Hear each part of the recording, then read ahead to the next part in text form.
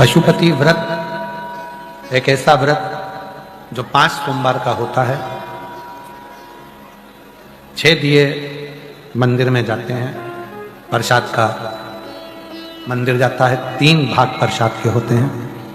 6 दिए जमीन पर रखाते हैं, 5 दिए जलते हैं, प्रज्वलित होते हैं। शिव जी की पूजन सुबह के समय पर जिस थाली से होती है, शाम को वही थाली प्रसाद लेकर, दिए लेकर, पूजन सामग्री लेकर मंदिर जाती है। 5 दिए मंदिर में जलाकर प्रसाद के 2 हिस्से मंदिर में छोड़कर 1 हिस्सा अपना लेकर आओ। जो दिया नहीं जलाया है वो लेकर आओ। घर के दरवाजे के पास में बैठकर राइट हैंड दरवाजे का सीधे हाथ की ओर अंदर जाते समय वहीं बैठो, दरवाजे की ओर मुख कर कर दिया जला दो 6 नंबर का। प्रसाद जो लेकर आए हो 1 हिस्सा, भोजन करने से पहले उस प्रसाद के हिस्से को पाओ, फिर भोजन करो। 5 व्रत 5 सोमवार के होते हैं। एक ही मंदिर में करना चाहिए, मंदिर नहीं बदलना चाहिए। बीच में रजो धर्म जाए, रजस्वला धर्म जाए, व्रत को छोड़ दो, अगला व्रत गिन लो। कहीं जाना पड़ जाए तो उस व्रत को ना माने, फिर अगला व्रत कर लो। होते 5 ही व्रत है। 5वां व्रत जब पूर्ण हो, पूजन की सामग्री लेकर जाओ। जब शाम के टाइम पर दिया लेकर जाओ तो एक श्रीफल, 108 चावल के दाने या मूंग के दाने या बेलपत्र या पुष्प कुछ भी लेकर जाएं, वो समर्पित करें, बाबा को श्रीफल के साथ भेंट दें। और साथ में जो दिए जलाए हैं प्रसाद का 1 हिस्सा लेकर आओ, 1 दिया वापिस लेकर आना है 6 दिए में से, और घर के दरवाजे पर लगाकर बाबा को प्रार्थना करिए, बाबा मेरे ये दुख है वो मिटाइए, जो मांगना है बाबा से विनय करिए। ऐसे 5 व्रत पशुपतिनाथ के होते हैं। शिव कृपा से, बाबा की कृपा से 12 ज्योतिर्लिंग का स्मरण कराया है। प्रथम सोमनाथ जी का वर्णन किया, चंद्र के काया के रोग से भगवान ने मुक्त किया। फिर वर्णन आया है षडानंद कार्तिक के रुष्ट होकर जाते हैं, शिव पार्वती उनको मनाते हैं, मल्लिकार्जुन के रूप में विराजमान होते हैं। दूषण नाम के असुर का संहार करने के लिए भगवान काल अधिपति महाकाल बन जाते हैं। विंध्य पर्वत को दर्शन देकर ओमकार बन जाते हैं।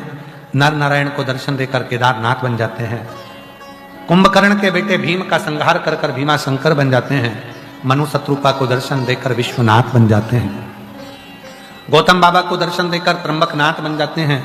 और बाबा रावण के लिए एक स्थापित होकर वैद्यनाथ बन जाते हैं। दारुक नाम के राक्षस का संहार कर कर भगवान नागेश्वर बन जाते हैं। और भगवान स्वयं राम द्वारा पूजित होकर रामेश्वर बन जाते हैं। आगे वर्णन आता है कृष्णेश्वर का। सुधर्म नाम के ब्राह्मण की पत्नी को उनका बेटा वापिस देते हैं और कृष्णेश्वर नाथ बन जाते हैं। ऐसे 12 ज्योतिर्लिंग का स्मरण शिव महापुराण की कथा में किया गया। ये कथा तुमरुका जी बाच रहे हैं, चंचुला देवी सुन रही हैं।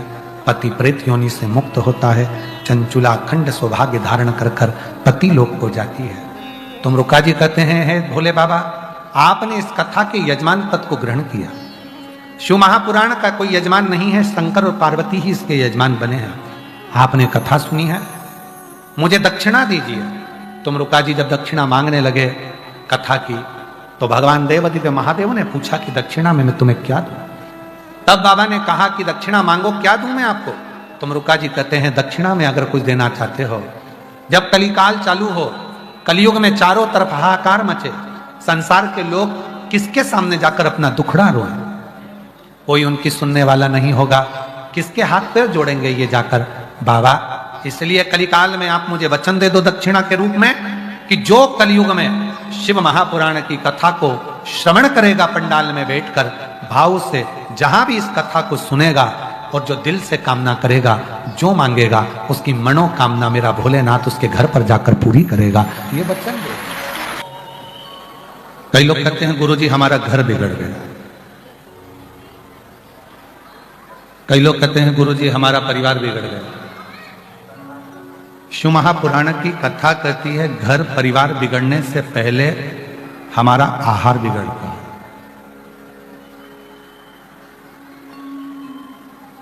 सबसे पहले बिगड़ता है तो हमारा आहार, सबसे पहले बिगड़ता है तो हमारा भोजन। हम सही आहार ग्रहण नहीं कर पाते और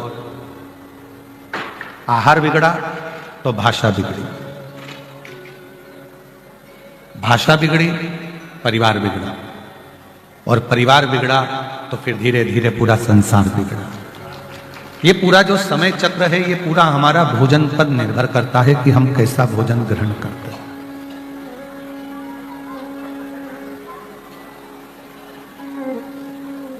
क्या आप लोगों के पास में पैसे की कमी है कि आप होटल का भोजन नहीं कर सकते? क्या आप खरीद कर भोजन नहीं कर सकते?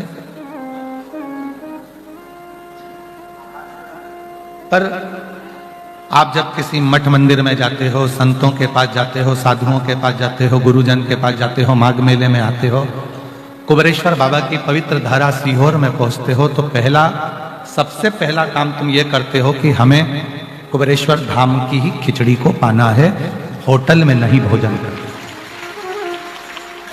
माघ मेले में आते हो तो आप सबसे पहले ये विचार करते हो कि हमें माघ मेले में संतों के दरवाजे से भिक्षाव्रत कर कर मांग कर थोड़ा सा भोजन करना। हम मठ मंदिर में जाते हैं तो ये प्रयास करते हैं कि थोड़ा सा भोजन, थोड़ा सा प्रसाद हमें वहां से मिल जाए, थोड़ा सा। और जब वो थोड़ा सा प्रसाद हमको मिलता है तो हमने अपने साल भर में जितना भी व्यर्थ का कुछ खा लिया होता है, व्यर्थ का कुछ पा लिया होता है, तो वो संत, साधु, मठ मंदिर या कहीं कुबेरेश्वर धाम की थोड़ी सी भोजन प्रसादी पाते हैं तो हमारे भीतर के जो गलत विचार हैं, गलत विकार हैं, वो धीरे धीरे समाप्त होते चले जाते हैं, धीरे धीरे समाप्त होते। उन विकारों को समाप्त करने के लिए संत के दरवाजे का, साधु के दरवाजे का, गुरुजन के दरवाजे का, शिव के दरवाजे का थोड़ा सा भाग जरूरी है, थोड़ा सा।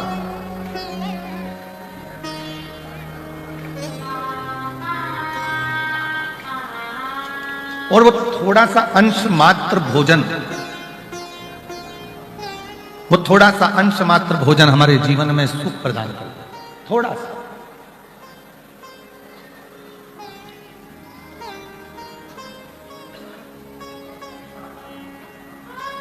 आप आए हो शिव महापुराण की कथा को श्रवण करने के लिए, भगवान देवादिदेव महादेव के पवित्र चरित्र को धारण करने के लिए,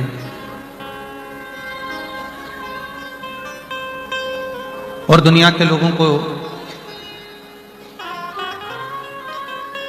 ये लगता है कि बताओ इतनी कोहरे में, इतनी ठंड में कौन बोलता है तुमको कि रोड पर पड़े रहो रात भर कम्बल ओढ़कर, नीचे जमीन भी ठंडी है, ऊपर से पानी ओस जैसा गिर रहा है और आप अपनी कम्बल ओढ़कर रात भर कथा का इंतजार कर रहे हो। रात भर इतने कोहरे में, इतनी ठंड में आप सीहोर वाले बाबा का इंतजार नहीं कर रहे हो। इतने ठंड में, इतने कोहरे में आप उस शिव का इंतजार कर रहे हो जो कैलाश पर बसता है, काशी में बसता है, उज्जैनी में बसता है।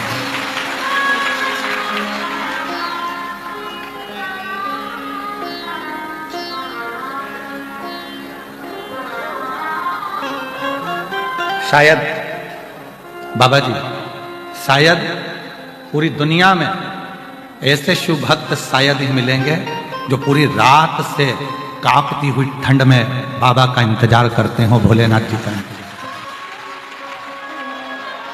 शायद पूरी दुनिया में, और पूरी दुनिया की बात कर रहा हूं, पूरी दुनिया में ऐसे श्रोता, ऐसे शंकर के भक्त शायद मिलेंगे जो रोड पर, नाली के किनारे, गटर के किनारे, रोड पर अपना एक पतली सी पन्नी बिछाकर, शाल ओढ़कर, कम्बल ओढ़कर रात भर से इंतजार कर रहे हैं और कोहरा पड़ते जा रहा है रात। शायद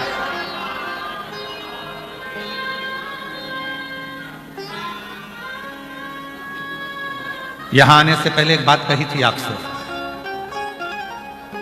कल्पवासी 1 महीने तक कल्पवास करते हैं, सत्संग करते हैं, भजन करते हैं और पुण्य कमाकर लेकर जाते हैं।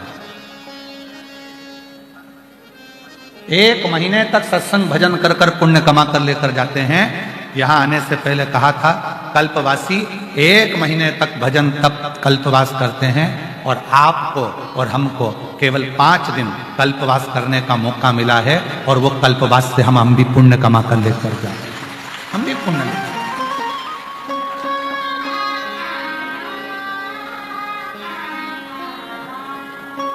और मेरी जीजियों, कल्पवासी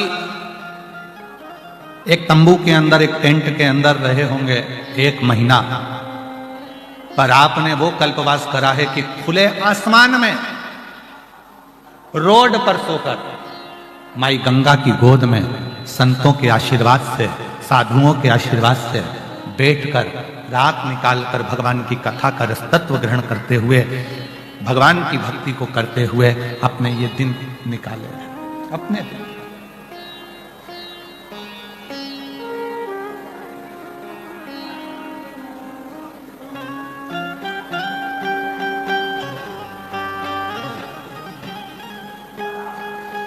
उसका इंतजार आपने करा है, तो वो देव अधिदेव महादेव भी आपको ज्यादा इंतजार नहीं कराने देगा, आपकी खुशियां आपकी झोली में जरूर।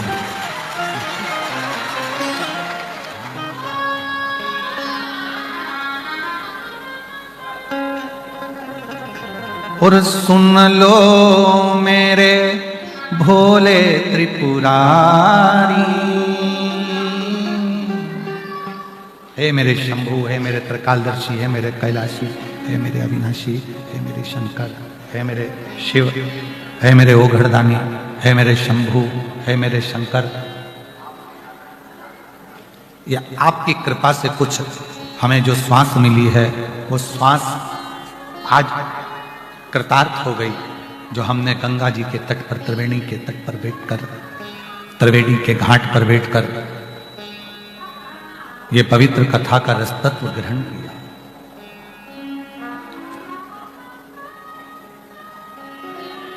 और मेरी टूटे ना भजन की लड़ी, भोले जी मैं तो कब से खड़ी, मेरी टूटे ना भजन की लड़ी, भोले जी मैं तो कब से खड़ी। बाबा तेरे दरवाजे पर मैं कितनी देर से प्रतीक्षा कर रही हूँ, कब से इंतजार कर रही हूँ, कब से बाट जो रही हूँ, कब से इंतजार कर रही हूँ।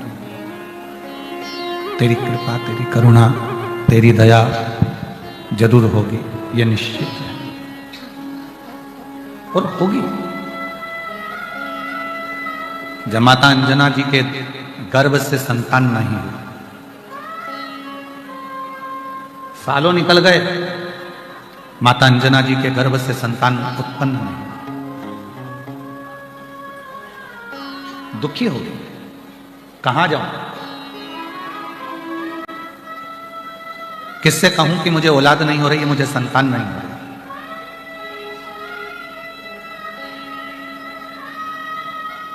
किससे जाकर मैं निवेदन करूं कि मेरे घर में संतान का सुख नहीं।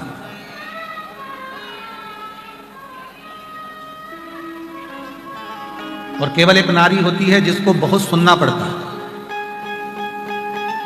संतान नहीं होती है तो लोग पुरुष को नहीं कहते हैं कि तुम्हारी औलाद नहीं हो रही है। संतान नहीं होती है तो लोग स्त्री को कहते हैं कि ये इसको औलाद नहीं हो रही है, संतान नहीं हो रही है, ये गर्भ से नहीं है, इसकी औलाद नहीं हो रही है, संतान नहीं हो रही है। अब शब्द भी अगर कहे जाते हैं तो केवल स्त्री को कहे जाते हैं।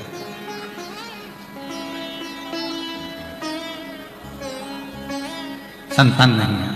अंजना माता को बारंबार, माँ अंजना जी से बारंबार कहा जाता है, बार बार कहते हैं कि तुम्हें संतान का सुख नहीं है, तुम्हें संतान नहीं है, तुम्हें संतान नहीं है, तुम्हें औलाद नहीं है, संतान नहीं है। थक गई माँ अंजना माता, सुन सुन के थक गई कि मुझे औलाद नहीं, मुझे संतान नहीं, मुझे संतान का सुख नहीं। तब माँ अंजना केसरी बाबा से बोली कि मेरे घर में औलाद नहीं होती है, संतान नहीं होती है, अब मैं किसको जाकर करूं,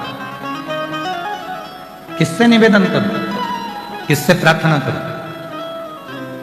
तो केसरी बाबा ने कहा, एक बेटी अगर अपना दुखड़ा किसी से कह सकती है तो अपने बाप से कह सकती है, अपने पिता से कह सकती है।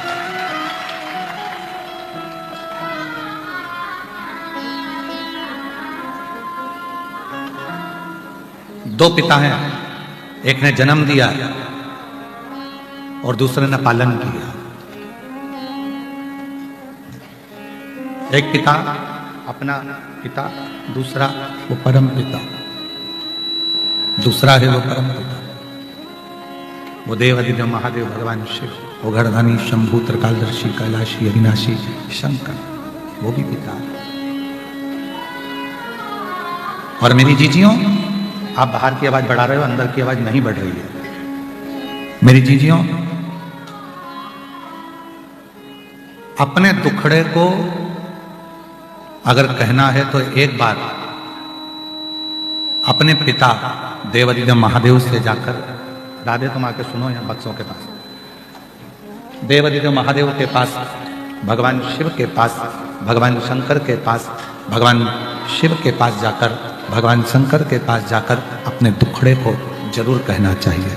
भगवान शिव से अपना दुखड़ा जरूर सुनाना चाहिए, जरूर।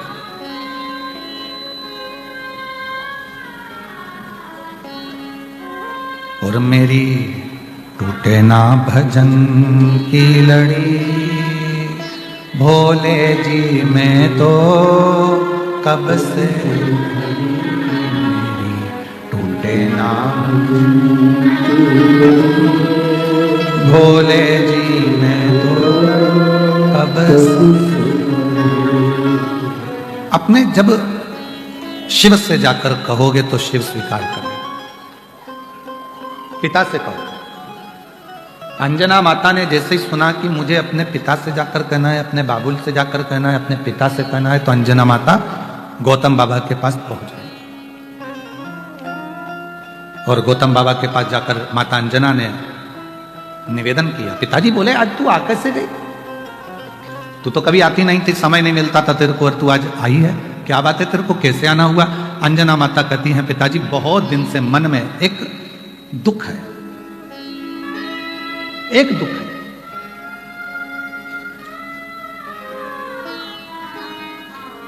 पिता जान गए। पिताजी ने कहा, तू अपने मुख से मत कह कि तेरे को क्या दुख है। जब तू आई ना, मैं समझ गया हूं तेरा दुख क्या है। तेरी गोदी में लाल नहीं है, संतान नहीं है, यही दुख है ना। पिता परमात्मा दोनों एक ऐसे होते हैं जो बेटी का चेहरा देखकर पहचान जाते हैं कि इसको तकलीफ क्या चल रही है, इसको दुख क्या चल रहा है, इसको कष्ट क्या है, इसको तकलीफ क्या है।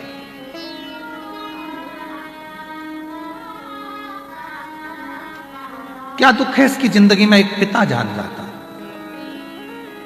लोग कहते हैं कि बेटी की विदाई में सबसे ज्यादा मां रोती है, पर शिव महापुराण की कथा कहती है कि बेटी की विदाई में जितना बाप रोता है उससे ज्यादा दुनिया में कोई नहीं रोता, कोई नहीं। बेटी की विदाई में जितना रोता है वो बाप रोता है, बेटी की विदाई में जितना रोता है वो पिता रोता है। जब मां जगत जननी पार्वती जी, जब माता पार्वती जी, जगत जननी पार्वती जी जब विदा हुई, पार्वती माता जब विदा हुई, शिव पुराण वर्णन करती है कि 18 रात्रि तक हिमालय राज ने भोजन तक ग्रहण नहीं किया। कितनी रात्रि? 18। हिमालय राज भोजन नहीं करते हैं पार्वती की विदाई के बाद में, 18 रात्रि तक भोजन नहीं करते। मैनावती कह रही है, भोजन तो कर लो, भोजन तो कर लो।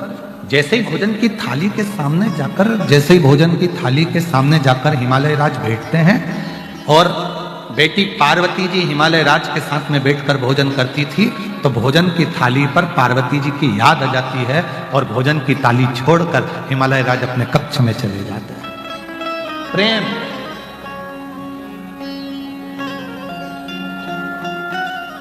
स्नेह, वात्सल्यता, करुणता चले गए। 18 रात्रि निकल गई, हिमालय राज ने भोजन नहीं किया।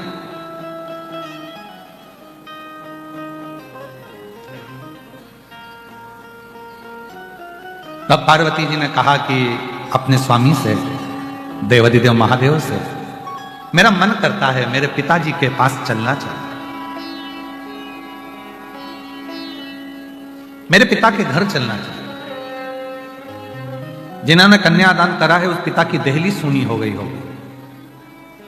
शिव जी कहने लगे चलो मैं तुमको तुम्हारे पिता से मिला कर लाता हूं। ले गए और ससुराल का सुख जो मिलना शंकर जी को प्रारंभ हुआ, 1 महीना नहीं हिले शंकर जी ससुराल में इतना माल पाए। 1 महीना। दुनिया के लोग कहते हैं सावन का महीना काय का होता है, तो कहा शिव जी की आराधना का। तो सबसे पहले शंकर जी की आराधना सावन के महीने में किसने करी थी, तो कहा पार्वती जी ने करी थी। पार्वती ने करी वो ठीक है, पर उसके बाद फिर किसने करी, तो कहा उनकी सासू जी मैनावती ने 1 महीने तक अपने दामाद की जो सेवा करना प्रारंभ करी, तो देवाधिदेव महादेव ने वरदान पर वरदान देना प्रारंभ, वरदान पर वरदान देना प्रारंभ, खूब वरदान दिया। 1 महीने तक मेरे देवाधिदेव महादेव की सेवा मां जगत जननी, मां जगदम्बा, माता पार्वती जी की माता स्वयं मैनावती ने सेवा करना प्रारंभ, खूब सेवा की, खूब।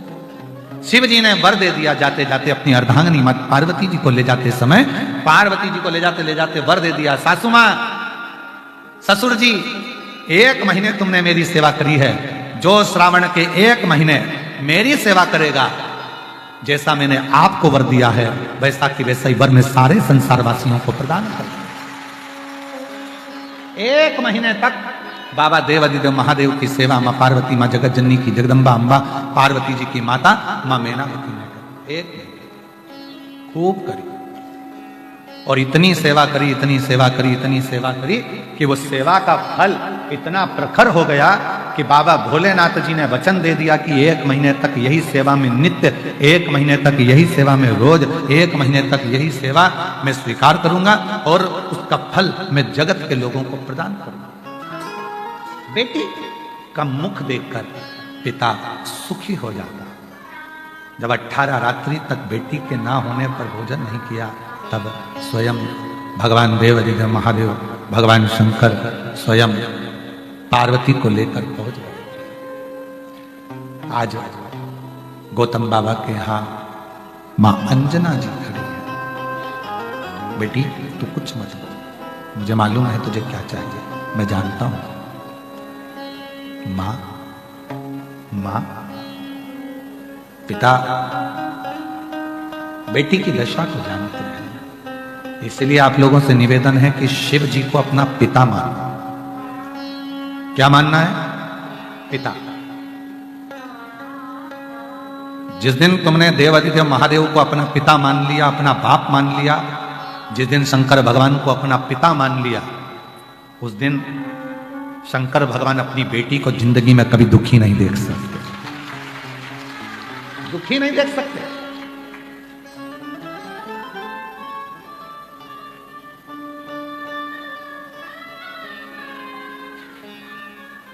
जब अशोक सुंदरी का विवाह किया मेरे भोलेनाथ जी ने, जब अशोक सुंदरी का विवाह किया मेरे शंकर भगवान ने, और अशोक सुंदरी का जब विदा किया, अशोक सुंदरी की जब विदाई करी गई, अशोक सुंदरी जब जा रही थी, तो पिताजी ने अशोक सुंदरी को विदा करते करते कहा, अशोक सुंदरी ने कन्यादान में अपने पिता से वचन लिया है।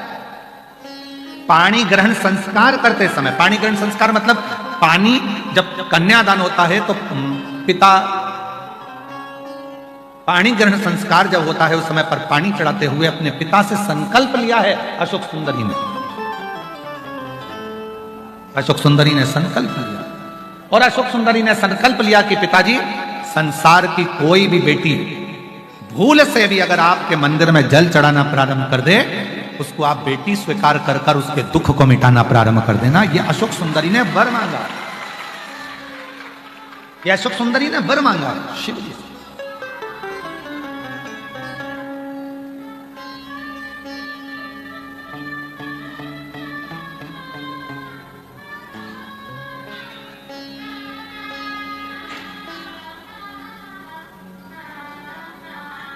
कभी योग लगेगा तो एक बार अशोक सुंदरी का ब्याह अवश्य श्रवण करना।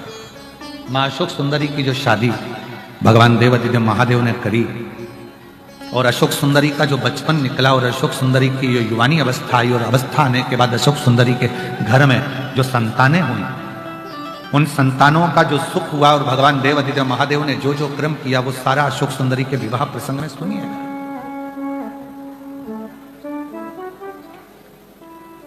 उसको धारण करिए।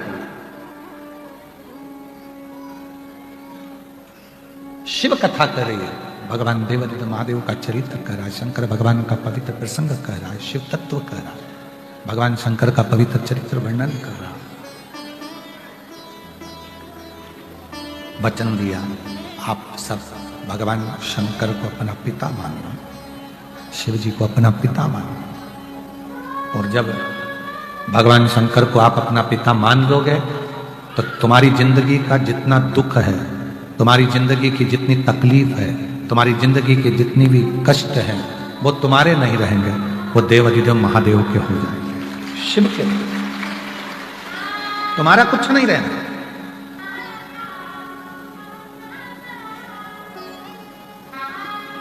और रिश्ता तेरा मेरा सबसे है प्यारा, रिश्ता तेरा मेरा सबसे है प्यारा, तू मेरा बाबा मैं हूँ तेरा लाला, मैं हूँ तेरा, तू मेरा बाबा मैं हूँ तेरा लाला, मैं हूँ तेरा। ये संबंध जिस दिन बाप और बेटी का संबंध निश्चित हो जाए, आप शिव को जिस दिन अपना पिता मानना प्रारंभ कर देंगे, शंकर भगवान को जिस दिन आप पिता मानना प्रारंभ कर देंगे, उस दिन सारा दुख, सारी तकलीफ, सारा कष्ट, सारी बीमारी, सब तकलीफें शिव की हो जाए, शंकर की। अब सौंप दिया इस जीवन का सब भार तुम्हारे हाथों, हे जीत तुम्हारे हाथों में, हे हार तुम्हारे हाथों। अब सौंप दिया इस जीवन का सब भार तुम्हारे हाथों, हे जीत तुम्हारे हाथों में, हे हार तुम्हारे हाथों। जब हमारे जीवन का संपूर्ण भार, संपूर्ण दुख, संपूर्ण तकलीफें, संपूर्ण कष्ट जब तुम शिव को सौंप दोगे, शंकर भगवान को दे दोगे, तो फिर जीवन तो अपने आप आनंदित हो जाएगा। शिव को गौतम बाबा ने कहा अंजना को देख करके, मुझे लगता है तेरे चेहरा बोलता है कि तेरा चेहरा बोल रहा है कि तुझे दुख है, तेरी गोदी में संतान नहीं है, तेरी गोदी में औलाद नहीं है, तुझे संतान नहीं है, इसलिए तू दुखी है, इसलिए तू कष्ट में है। क्या करूं मैं? और एक पिता ने अपनी बेटी को दूसरे पिता का हाथ थमाया, एक पिता ने अपनी बेटी को दूसरे पिता का हाथ थमाया, अंदर के प्रेशर नहीं आ रहे हैं स्पीकरों के। एक पिता ने दूसरे पिता का हाथ पकड़ाया, कहा एक काम करो, देव अधिदेव महादेव की आराधना करो, भगवान शंकर की साधना करो, पार्थिव लिंग का पूजन करो।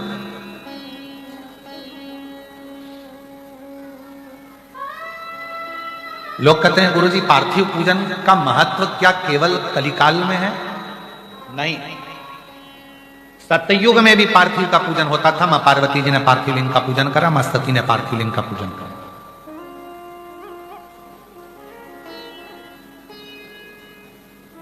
त्रेता में भी पार्थिव लिंग पूजन का महत्व है। भगवान राम जी अयोध्या से लंका तक गए, बीच में जितने जितने दिन भगवान राम जी रुकते थे वहां पार्थिव पूजन करते थे।